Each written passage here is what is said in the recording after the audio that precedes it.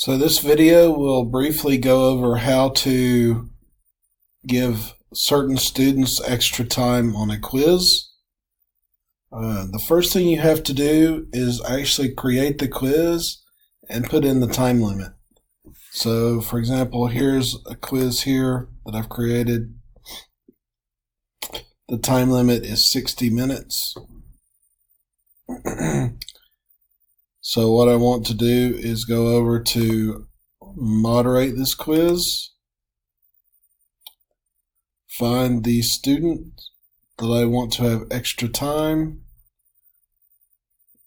change the user's information by clicking on this little pencil. So everyone already has 60 minutes, so I want to give an additional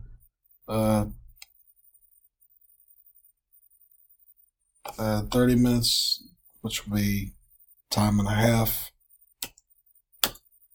So the total minutes would be 90.